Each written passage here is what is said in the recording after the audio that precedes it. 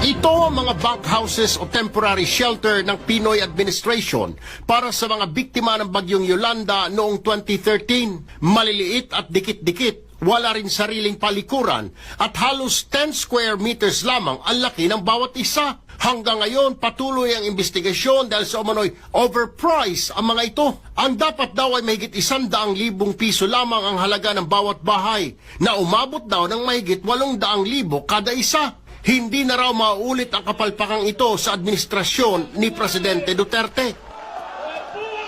Natuto na tayo eh. Ano yung mga mali na ginawa noon, ayaw nating ulitin.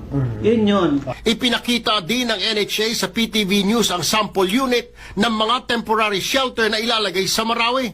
Malaki raw ang kaibahan ng mga ito. Ito ang sample ng temporary shelter na pinapagawa ngayon ng Duterte administration para sa mga bakwit sa Marawi.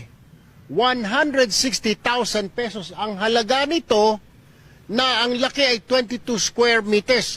Kumpara doon sa pinagawa ng Pinoy administration na umabot sa mahigit 800,000 pesos.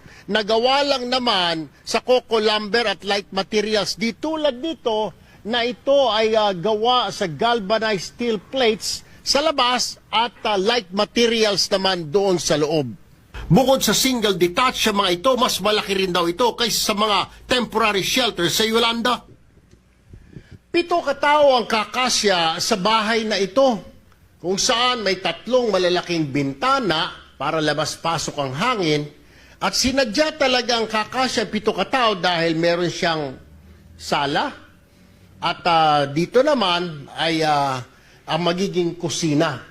Ang pinagkaiba ng temporary shelter na ito doon sa Yolanda, para sa Yolanda victims, ay meron itong sariling CR. May shower na, may kubeta pa.